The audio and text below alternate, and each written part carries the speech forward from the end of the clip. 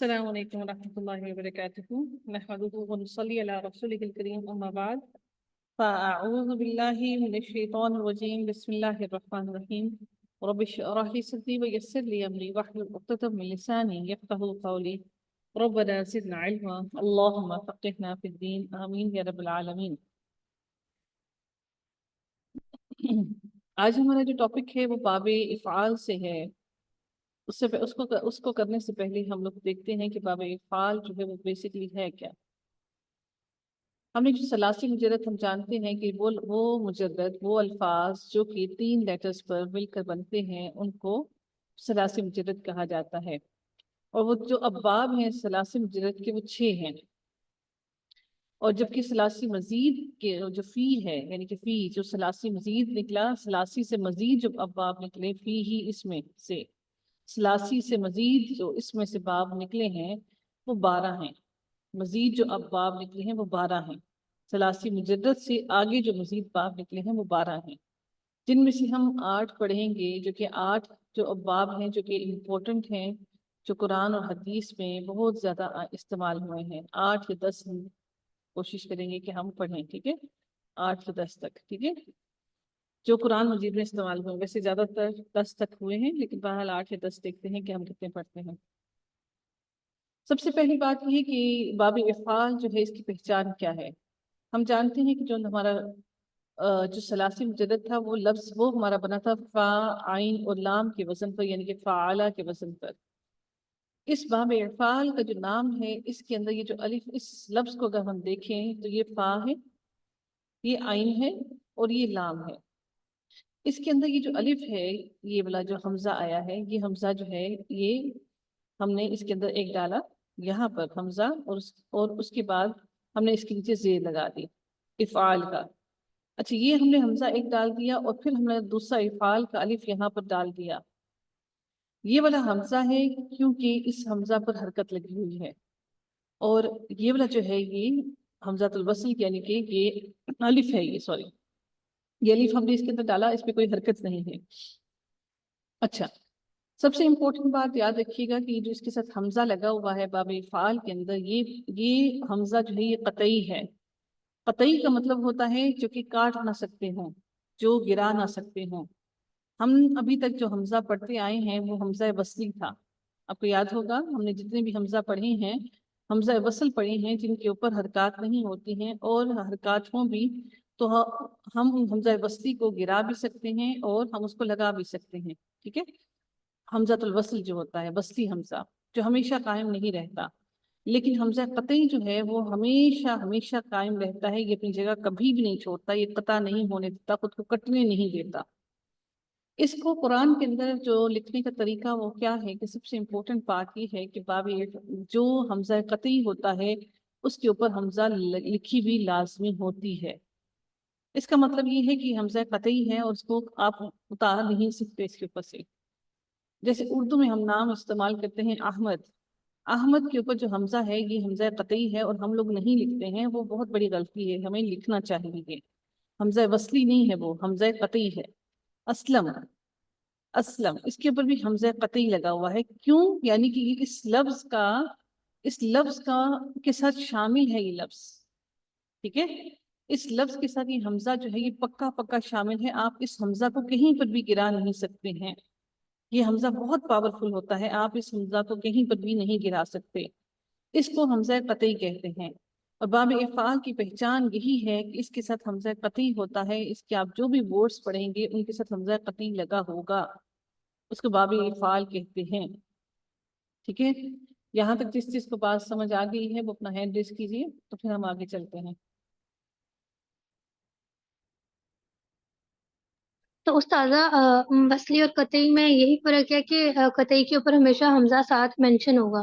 نہیں، مینشن دیکھیں ہم لوگوں کی رائٹنگ میں بہت زیادہ غلطیاں ہوتی ہیں، نہیں ہوتا مینشن، ٹھیک ہے، لیکن ہونا چاہیے، لازمی ہونا چاہیے۔ اب چونکہ آپ لوگ جو ہیں گرامر سمجھ گئے ہیں تو آپ لوگوں کی اگر یہ غلطی کریں گے، اسپیشلی جو لوگ گرامر میں بہت زیادہ ایکسپرٹ ہوتے ہیں، اب جو ہے اگر آپ حمزہ قطعی نہیں لگاتے ہیں تو وہ سمجھتے ہیں کہ آپ کو عربی بالکل بھی نہیں آتی ہے، آپ کو کچھ بھی نہیں آتا۔ حمزہ قطعی کو لگانا لازم ہے، لازم ہے۔ قرآن میں تو لگا ہوگا نا؟ قرآن میں اس کا جو ہے عربی رسم الخط کا جو ہے اس میں تو لگا ہوا ہوتا ہے، اور اس کا جو ہے اردو رسم الخط کا اس کے بارے میں کنفرم نہیں ہوں کہ اس میں لگا ہوا ہے یا نہیں ہے، ٹھیک ہے. لیکن حمزہ قطعی کو لگانا لازم ہے، لازمی ہے، لازمی. اس کو آپ نہیں گرا سکتے، کسی بھی صورت میں نہیں گرا سکتے حمزہ قطعی کو. ہم اس کو آگے دیکھیں گے کہ یہ پورا باب کے اندر کیسے کیسے کیسے کیسے ساتھ چلتا رہا، اور حمزہ قطعی کا لگانا کتنا امپورٹنٹ کیوں ہے، کیونکہ یہ اس باب کی پہچان ہے حمزہ قطعی، ٹھیک ہے. حمزہ قطعی اس باب کی پہچان ہے، تو آپ اس کی پہچان کو، اس کی آئیڈینٹی کو نہیں ختم کر سکتے، ٹھیک ہے. آگے چلتے ہیں ہم لوگ. آپ آپ یہ جی سینٹر والا آئین کے بعد حمزہ اس کی بات کر رہی ہیں نا؟ نہیں، حمزہ قطعی یہ والا ہے، شروع والا، وہ الف ہے. اچھا، جس کے یہ الف ہے. آپ کی وائس کٹ رہی تھی. وصلی، اس کو وصلی بھی کہا سکتا ہے. اور یہ جو ہے یہ حمزہ قطعی یہ والا ہے جو شروع، جی اس کے اوپر کیونکہ حمزہ کے اوپر اعراب ہوتے ہیں نا، حرکات جی ہوتے ہیں. الف کے اوپر تو نہیں ہوتی، یہ تو الف ہے، اس کے اوپر تو کوئی حرکت جی. نہیں. یہ حمزہ قطعی ہے، یہ حمزہ جس کے نیچے زیر لگی ہوئی ہے یہ حمزہ قطعی ہے. یہ آپ کا ہمارا باب پھر بن گیا فعالہ کے بیچ میں ہم نے حمزہ پیچھے شروع میں حمزہ قطعی لگایا، اور پھر اس کے بیچ میں یہ والا الف لگا دیا، تو ہمارا باب افعال بن گیا. اور یاد رکھیے گا باب افعال کی صرف اور صرف پہچان یہی حمزہ ہے. آپ جہاں پر بھی آپ دیکھیں گے حمزہ تو آپ کو فوراً پہچان لینا چاہیے، یعنی کہ 3 ہوں گے ثلاثی کے حروف ہوں گے، اور ایک جو لیٹر ہوگا وہ ایکسٹرا ہوگا، وہ ہوگا حمزہ، ٹھیک ہے. وہ بھی حمزہ قطعی، ٹھیک ہے. آگے چلتے ہیں جی ہم لوگ. سمجھ آ گیا سب کو؟ میم یہ پھر صرف عربی مصحف میں پہچان سکتے ہیں، اردو مصحف میں تو اس پہ حرکت لگی ہوتی ہے، حمزہ نہیں لکھا ہوتا لیکن حرکت لگی ہوتی ہے، اور حرکت تو جہاں حمزۃ الوصل پر ضرورت ہوتی ہے وہاں پر بھی خودی سے لگی ہوتی ہے اردو مصحف میں. ہاں تو جی. وہ پھر وہاں پر تو نہیں پہچان سکتے. اب آپ لوگ ماشاءاللہ سے گرامرٹیکلی ایکسپرٹ ہو رہے ہیں الحمدللہ. اب آپ لوگ دیکھیے گا کہ آپ خود بخود قرآن کے اندر پہچاننا شروع ہو جائیں گے انشاءاللہ. آپ کو خود پتہ چل جائے گا کہ یہ حمزہ قطعی ہے. عربی مصحف میں یہ لازمی لکھا ہوتا ہے، اور سمجھ لیجیے یہاں سے کہ اس کی امپورٹنس کتنی زیادہ ہے کہ وہ نہیں اس کو گراتے. لیکن ہمارا جو قرآن ہے وہ اردو مصحف ہے، تو ہمارے قرآن میں ان چیزوں کا دھیان نہیں رکھتے. ایون کہ ہم جو نام لکھتے ہیں، احمد لکھتے ہیں، اسلم لکھتے ہیں، اور ان ناموں کے سے بھی ہم لوگ حمزہ نہیں لگاتے، ہم الف سے ہی لکھتے ہیں بس. لیکن ان کے اوپر حمزہ قطعی ہے، یہ ہونا چاہیے لازمی، ٹھیک ہے. سمجھ آ گیا سب کو؟ آگے چلیں. جی چلیں، کسی ہوگا کوئی کوشچن؟ چلیں جی آگے چلتے ہیں ہم اس سے. آج کچھ چیزیں ہم نئی چیزیں سیکھیں گے انشاءاللہ، تو آپ لوگ وہ چیزیں دھیان میں رکھیے گا. یہ سلائیڈ میں سے میرے خیال میں بہت زیادہ بلر ہے، نظر آ رہا ہے آپ لوگوں کو؟ اچھا جی، دیکھتے ہیں جی. سب سے پہلے باب افعال کو دیکھتے ہیں. باب افعال جو ہے، جو ثلاثی مجرد جو تھے ہم نے جو پڑھے تھے باب افعال کو، اس کے بعد ہم دیکھتے ہیں کہ ثلاثی مجرد کی جو مصدر تھے، مصدر فعل کیا ہوتا ہے. بیسیکلی ہم جانتے ہیں فعل وہ ہوتا ہے جس میں کام کا کرنا یا ہونا ظاہر ہوتا ہے، اور اس کے ساتھ اس کا زمانہ بھی معلوم ہوتا ہے، وہ فعل ہوتا ہے. لیکن اگر ہمارے پاس کسی کام کا کرنا یا ہونا پتہ ہو لیکن اس کے ساتھ ہمارے پاس ہمارے پاس زمانے کی قید نہ ہو، تو پھر وہ مصدر کہلاتا ہے. ثلاثی مجرد کے ابواب کے جو مصدر ہوتے ہیں وہ کیا ہوتے ہیں کہ ہم فور ایگزامپل ہمارا یہ جو لفظ فعل ہے وہ نصرہ فعل ہے. فعل کون سا ہے؟ نصرہ کون سا فعل ہے؟ فعل ماضی. فعل ماضی. نصرہ کا فعل ماضی کا اس کا مضارع کیا ہوگا؟ ینصر ہو گیا. اب ہم اس کے باب کا نام، باب کیا مصدر کیا ہوتا ہے جس سے یہ باب نکلا ہوتا ہے، جو وہ اصل میں اس لیٹر کا روٹ ہے جس سے یہ لفظ نکلا ہے، جو اصل چیز تھی یہ لفظ.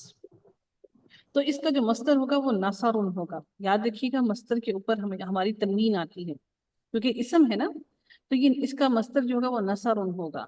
اور اسی طرح سے دخل یدخل، اور اس کا مصدر جو ہوگا وہ کیا ہوگا؟ دخول. ٹھیک ہے، دخول اس کا مصدر ہوگا. لیکن اب اس کی جو مصدر کے نام ہے وہ فعل کے نام سے، اس کے یعنی کہ فعل کے اس حرکات سے مختلف ہوتے ہیں. यानी कि फेल नसरुन है ये, और इसका यहाँ पर फेल जो है ये इसके वजन पर नहीं आ रहा पूरा का पूरा, मस्दर इसके वजन पर पूरा पूरा नहीं उतरता है जो सलासी मुजर्रद का होता है। समझ रहे हैं? नसरा है और फॉर एग्जांपल सामिया है, वो मस्दर में सेम एज इट इज वही एराब नहीं होते हैं, लेकिन जो सलासी मजीद के अब्बाब के जो मसादिर होते हैं ना, जो मस्दर होते हैं, वो एज इट इज सेम के सेम वही होते हैं एराब उनके, जो कि हमारे बाब इफ़ाल के होते हैं। ये इफ़ालुन है ना, बाब इफ़ाल है, तो इसका मस्दर जो बनेगा वो इकराम। इकराम उर्दू में भी हम बोलते हैं, एहसान ये भी उर्दू में बोलते हैं, ये बाब इफ़ाल से है। उसके बाद अगला लफ्ज़ है जी अरसा, इसके बाद अगला लफ्ज़ है इस्लाम, ये भी उर्दू का लफ्ज़ भी है और अरबी का भी है। इखराज ये भी उर्दू का भी है, अरबी का भी है। अरसाल, अब देख रहे हैं कि ये सारे के सारे इरसाल सॉरी, ये सारे के सारे एज इट इज उसी के तमाम हरकत वही आ रही हैं जो बाब इफ़ाल की हैं। तो हमारे जो सलासी मजीद के मसादिर होते हैं, आपको जब भी कोई वर्ड आप पढ़ेंगे सलासी मजीद का कोई लफ्ज़ पढ़ेंगे जो तमाम हरकत के लिहाज से इस इफ़ाल के अंदर फिक्स आ जाए, तो आप उसको बगैर कुछ समझे सोचे कि ये फेल माजी है, मुजारी है, क्या है, वो डायरेक्ट आपका मस्दर बनेगा। ठीक है, आप उसको डायरेक्ट पहचान जाना चाहिए कि आपका ये मस्दर है, यानी कि ये इसम है इस मस्दर का। ठीक है, उसके बाद हमारा है इदगाम। इदगाम हम पढ़ते हैं, ये भी इफ़ाल के उस पर वजन पर है। इनफाक, इनकार, इनाम, इनाम और इनाम, इंसाफ, इस्लाह, इकरार और इल्हाम, ये सारे के सारे उर्दू के भी अल्फाज हैं जो कि बाब इफ़ाल से आते हैं।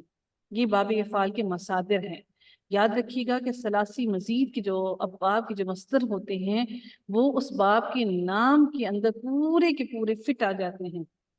फिर आपको जब वो मस्दर मिल जाए तो फिर आप उसके अंदर फिर आप जो हम सबसे पहली गलती करते हैं वो ये करते हैं कि जैसे ही हमारे पास कोई सीगा आया तो हम सबसे पहली कोशिश करते हैं कि हम इसको देखें कौन से फेल में आता है, फेल माजी में है, फिर मुजारे में है, मजहूल में है, या फिर ये नहीं में है, या उसमें है, अमर में है, लेकिन वो मस्दर भी तो होता है ना। तो अगर वो आपके पूरे के पूरे एज इट इज उसी बाप के नाम के ऊपर हर तरह से फिट आ जाए, उसकी एराब, उसकी हरकत, उसकी लेटर्स उतने ही हों जितने उसके अंदर हैं, तो वो आपका मस्दर होगा। मस्दर के अलावा फिर आपने उसको कहीं भी नहीं लेकर जाना। ये बात समझ आ गई आप लोगों को? जी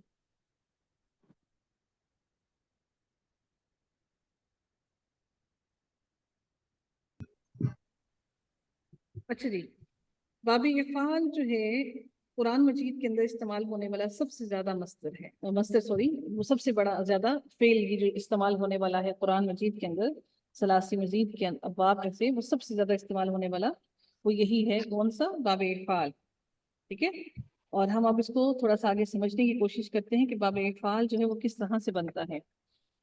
हम जानते हैं कि जो फेल माजी है, फेल माजी के मादी के हरूफ के शुरू में जबर वाला हमजा का इजाफा होगा, यानी कि जो हमारा हमजा कतई जो है वो हम जबर वाला हमजा उसका इजाफा करेंगे तो हमारा ये बाब फाल का पहला सीगा माजी का बन जाएगा। जैसे फॉर एग्जांपल अफ़आला है और हमने सिर्फ हमजा पीछे लगाया, हमजा कतई पीछे लगाया, तो फ़आला था यानी कि फेल माजी था और पीछे हमजा लगाया तो हमारा बन गया अखराजा। ठीक है, क्या बन गया हमारा? अखराजा। अच्छा, फॉर एग्जांपल अगर मैं कहूँ इसके अलावा कोई और बताएं जिस तरह से, अब अगर हम लोग कहें कि अफ़अला, अखरजा, अफसाना, जी असअला, अंजाला। अनज़ला, सॉरी जी अनज़ला, बिल्कुल ऐसे ही। अनज़ला जो है वो तो बहुत ज्यादा कुरान में इस्तेमाल हुआ है, बहुत ज्यादा इस्तेमाल हुआ है कुरान के अंदर। अदखला। ठीक है, अच्छा, अब अकबरा। अकबरा। अच्छा, मैं अब बहुत ही इम्पोर्टेंट बात मैं आपको अब बताने लगी हूँ जो कि बहुत इम्पोर्टेंट है, इसको बहुत ध्यान से समझिएगा।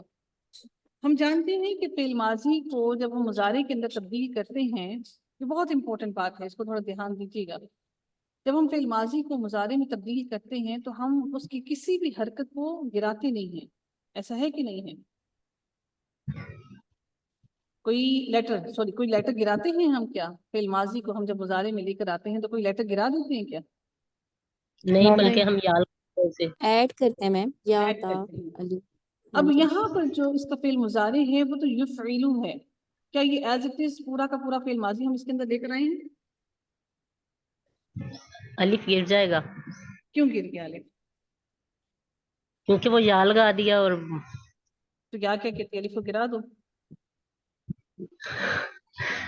ریپلیس ہو گیا نا اس سے۔ نہیں، ایسا تو ہو ہی نہیں سکتا نا کہ ریپلیس اس کو کر دیا جائے، ایسا نہیں ہو سکتا۔ اگر سمپل ماضی کا مضارع بنائے تو میم اس میں تو یا ایڈ ہوگا، یا تا جو نہیں تو میری بات سنیں، ہم نے ابھی تک جو ہم نے ماضی کے مضارع بنائے تھے، ان ماضی کے مضارع بناتے وقت آپ مجھے یہ بتائیے کہ کیا ان ماضی کے مضارع بناتے وقت ہم نے کوئی لیٹر گرایا تھا؟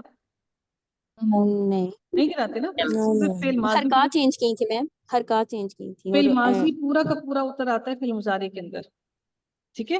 جی اس کا مطلب ہے کہ یہ جو فعل مضارع ہے یہ اصل میں لفظ بن رہا تھا یو افعلو، یہی بن رہا تھا نا، یو افعلو، یا جی میم، یفعلو تھا، اور یفعلو سے ہم نے جب اس کو مضارع میں ڈالا افعلا بنا، افعلا کو ہم نے مضارع میں ڈالا تو یہ لفظ بن گیا یو افعلو، ایسا ہی ہے نا؟ جی اس طرح سے آپ پوری کی پوری مضارع کی گردان پڑھ سکتے ہیں، یو افعلو، یو افعلانی، یو افعلونا، ٹھیک ہے؟ لیکن جب ہم متکلم کے اندر جاتے ہیں، واحد متکلم کے اندر، تو وہاں پر کیا ہوتا ہے؟ وہاں پر کیا لفظ بنتا ہے؟ او کیا بنے گا؟ او افعلو، یہی بن گیا نا؟ یہ بنا یہ جی او افعلو۔ جی ایسے ہی بنے گا۔ اچھا اب ایک میری بات دیکھیے گا، جو عربی زبان کے عربی کے لوگ ہیں وہ اس چیز کو بہت سخت ناپسند کرتے ہیں کہ دو حمزہ اکٹھے ہو جائیں، وہ افعلو بن گیا تھا، تو اس لیے انہوں نے کیا کیا کہ یہ جو حمزہ تھا جو کہ کس کو ڈینوٹ کرتا ہے؟ ہمارے متکلم ہونے کو، اس حمزہ کو انہوں نے برقرار رکھا اور ایک حمزہ کو انہوں نے گرا دیا۔ ہم جانتے ہیں کہ حمزہ قطعی ہے، یہ گرتا نہیں ہے، چونکہ یہ حمزہ دو اکٹھے ہو گئے تھے اس لیے انہوں نے اس دوسرے حمزہ کو گرا دیا جو کہ اس کا اصل ورڈ کا اصل تھا حمزہ، دیکھ رہے ہیں نا آپ؟ حمزہ قطعی جو تھا صرف اس متکلم کے اندر انہوں نے گرایا۔ اب کیا ہوا کہ اب انہوں نے متکلم کو تو درست کر لیا، لیکن ایسا تو نہیں ہو سکتا نا کہ ہم گردان کے ایک صیغے کو بالکل ہی الگ لے جائیں اور باقی ساروں کو الگ طریقے سے لے جائیں، تو اس کو کہا جاتا ہے عربی زبان کے اندر تردن فی الباب، کہ تردد سے بچنے کے لیے، اس تردد للباب یعنی کہ اس باب کے تردد سے بچنے کے لیے، اس باب کے اندر مشکلات سے بچنے کے لیے انہوں نے کیا کیا کہ اس رول کو پھر پورے کے پورے فعل مضارع پر اپلائی کر دیا۔ انہوں نے پھر کیا کیا کہ اس حمزہ کو بیچ میں سے گرا دیا، نکال ہی دیا، لیکن یہ حمزہ ہے بیسیکلی، ٹھیک ہے؟ سمجھ رہے ہیں آپ لوگ میری بات؟ جو کل آپ لوگوں نے سوال کیا تھا نا ایک فعل امر کے بارے میں کہ وہاں پر زیر کیوں آئی ہے، وہاں پر زبر کیوں آئی ہے، زیر کیوں نہیں آئی ہے، اس کی ہم اس سے سمجھیں گے کہ وہ یہی وجہ تھی کہ اس کے اوپر زبر کیوں آئی ہے، زیر کیوں نہیں آئی، ٹھیک ہے؟ تو اس وجہ سے پھر انہوں نے پورا کا پورا فعل ماضی کی فعل مضارع کی گردان کے اندر پھر صرف اور صرف یا لگتا کیا، اور یہ حمزہ جو ہے اس کا اصل جو حمزہ قطعی تھا اس کو گرا دیا گیا، صرف اور صرف اس متکلم کے صیغے کی وجہ سے، واحد متکلم کے صیغے کی وجہ سے۔ آپ سمجھیں میری بات؟ سمجھ آئی آپ کو؟ جی میم، جی میم، اچھا جی، اب اگلی بات سنیے گا، مصدر جو ہوگا اس کا اخراجن، اس کے اوپر مصدر کے اوپر زبر آئے گی تنوین کے ساتھ، اخراجن، افعالن، ٹھیک ہے؟ ارسالن، ارسالن، سوری، اچھا جی آگے دیکھتے ہیں، میری بات سنیے گا، آگے چلتے ہیں جی، بہت امپورٹنٹ بات آگے ہم چلتے ہیں، وہ کیا ہے؟ اب مجھے فعل مضارع کی کوئی گردان سنائے گا اس کی مضارع کی علامت کیا ہوتی ہے؟ یاد رکھیے گا کہ یا پر بھی پیش ہوتی ہے اور لاسٹ لیٹر پر تو پیش ہوتی ہی ہے، لیکن اس کے عین کلمہ پر ہمیشہ ہماری زیر آتی ہے، عین کلمہ پر ہماری کیا آتی ہے؟ زیر۔ زیر، یہ ہماری باب فعال کے فعل مضارع کی پہچان ہے، यहाँ पर हमजा है लेकिन वो नहीं है, गिरा दिया गया है किसी वजह से। किस वजह से?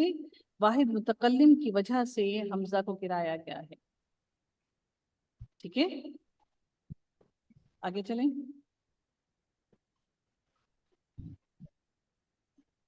ठीक, किसी का कोई सवाल, कोई परेशानी, समझ ना आया हो, आगे चलें। अच्छा जी, अब ये एक और चीज आने वाली है, इसको भी थोड़ा सा समझिएगा। ये जितने भी हमारे थे, ये जितने भी अल्फाज थे हमारे, ये सलासी मुजर्रद के जो अल्फाज थे, जो अब्बाब थे, वो फेल लाजिम थे।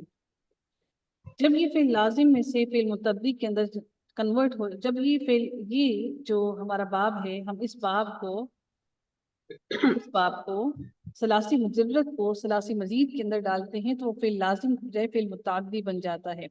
अब मुतअद्दी क्या है, फेल लाजिम क्या है? इसका बहुत आसान तरीका समझने का क्या है कि वो फेल, हम जानते हैं कि हर फेल को करने के लिए हमें हर फाइल की जरूरत होती है। फाइल के बगैर कोई भी फेल नहीं हो सकता। It's impossible, it's not possible कि फेल आपका खुद ब खुद ही नहीं होता। उसको फेल को करने वाला हमें लाजमी कोई ना कोई चाहिए होता है। फेल को करने के लिए हमें कोई ना कोई फाइल, कोई काम करने वाला चाहिए होता है। ऐसा है कि नहीं है? है ना ऐसा? लेकिन फेल लाजिम वो है जिसके काम करने का असर सिर्फ उस काम करने वाले तक ही महदूद हो, उसका असर किसी दूसरे पर ना जाए। फॉर एग्जाम्पल मैं ये कहूँ कि खराजा, वो निकला, ठीक है, अब वो इंसान खुद निकला है, समझ रहे हैं आप लोग? उसके निकलने का ना आपको कोई फर्क पड़ा, ना मुझे फर्क पड़ा, ना किसी और को, पड़ोसी को, किसी को फर्क नहीं पड़ा। वो बस निकला है, उसको निकलने का असर सिर्फ उस निकलने वाले को, घर से निकला है तो उसको निकलने वाले को उसका असर हुआ है। ठीक है, अच्छा, उसके बाद जैसे नेक्स्ट है दाखला, वो दाखिल हुआ। अब इसके बाद अगर कोई आगे फेल नहीं आता, लेकिन इसके बाद जो आएगा वो मुतल्लिक फेल होता है, यानी कि जो फेल की खबर देने वाला होता है। आप इसके बाद अगर सेंटेंस को कंप्लीट करेंगे तो कहेंगे कि वो दाखिल हुआ, किस में दाखिल हुआ? दाखला फिल मस्जिदी, मस्जिद में दाखिल हुआ। तो ये जो फिल मस्जिदी है, हम जानते हैं जार मजरूर है, और इसको हम फिल मस्जिदी को कहेंगे कि इसका मुतल्लिक फेल है, यानी कि ये फेल के बारे में मुतल्लिक कुछ और हमें मजीद हमें इंफॉर्मेशन दे रहा है। ये मुतल्लिक है फेल के, फेल से मुतल्लिक हमें बात बता रहा है। ये जो फेल लाजिम होते हैं, इस फेल लाजिम का असर सिर्फ चिपका रहता है, लाजिम रहता है, चिमटा रहता है, एसोसिएट रहता है, सिर्फ और सिर्फ उस इंसान तक महदूद रहता है जो वो फेल करने वाला होता है। उसका असर किसी दूसरे इंसान पर नहीं पड़ता। लेकिन यहाँ पर जैसे अब मुतादी की तरफ हम जब जाते हैं, इस फेल का असर मफूल पर भी पड़ता है। फॉर एग्जाम्पल दारावा, एक इंसान ने मारा है, जाहिर है उसने मारा किसी इंसान को ही मारा होगा ना, उसकी मार का असर किसी दूसरे पे भी हुआ होगा ना। एक इसमें काम करने वाले क्या हो गए? एक हो गया वो काम करने वाला जिसने काम किया, उसने मारा, और उसका असर जिस दूसरे पर पड़ा है वो मफूल है, यानी कि इस मुतादी को मफूल की जरूरत पड़ती है अपना काम करने के लिए। इसका काम इनकम्प्लीट होता है किसके बगैर? इस मुतादी के बगैर। जो कारुआ का जो बाब है ना, ये कारुआ का बाब फेल लाजिम है, इस वजह से उसका इसमें फाइल और इसमें मफूल नहीं बनता। कारुआ का जो बाब है उसका इसमें फाइल, उसमें मफूल नहीं बनता, क्योंकि उसको जरूरत ही नहीं है। ठीक है, अब दौराबा है, अब इंसान किसको मारेगा? जाहिर इसको मारने के लिए कोई बंदा चाहिए होगा ना। इसका मतलब है कि इसके काम करने के लिए इसको कोई बंदा चाहिए जिस पर वो काम कर सके।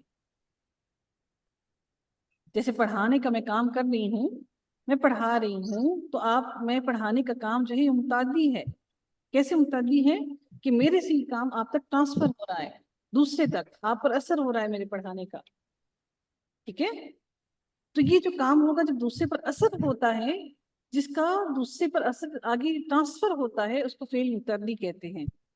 जब भी हम सलासी मुजर्रद को उठाकर सलासी मजीद के अंदर लेकर आते हैं, तो वो फेल लाजिम से मुतअद्दी के अंदर कन्वर्ट हो जाते हैं। यानी कि यहाँ पर हमें सिर्फ फेल और फाइल की ही जरूरत थी, लेकिन अब यहाँ पर आकर उसको फेल फाइल के साथ मफूल भी चाहिए होगा। قتلا فار ایگزامپل قتلا ہے، ایک انسان نے قتل کیا ہے تو اس قتل کرنے والے کا اثر جو ہے وہ جن انسان مر گیا ہے اس پر بھی تو ہوگا نا. اگر میں یہ کہوں کہ کوئی مر گیا، فار ایگزامپل میں یہ کہوں کہ زید مر گیا، تو زید کے مرنے کا اثر کسی دوسرے یا تیسرے پر تو نہیں ہوا نا، وہ خود ہی مر گیا. لیکن اگر میں یہ کہوں کہ زید نے عامر کو قتل کر دیا تو زید کا کام کرنے کا اثر عامر پر ہوا نا. میری بات سمجھ رہے ہیں؟ نہیں سمجھ آ رہی؟ جب کسی ایک چیز کا اثر دوسرے پر نہ جائے، وہ اس تک ہی محدود رہے، تو وہ فعل لازم ہوتا ہے. اس کے اندر صرف فاعل ہی ہوتا ہے، مفعول نہیں ہوتا. لیکن جب کام کرنے کا اثر اس کا اثر کسی دوسرے پر بھی جاتا ہے تو وہ فعل متعدی بن جاتا ہے. جب بھی ہم ثلاثی مجدد سے اٹھا کر ثلاثی مزید کے اندر کوئی بھی چیز لے کر آتے ہیں تو وہ فعل لازم سے فعل متعدی کے اندر تبدیل ہو جاتا ہے. میری بات سمجھے؟ جی میم.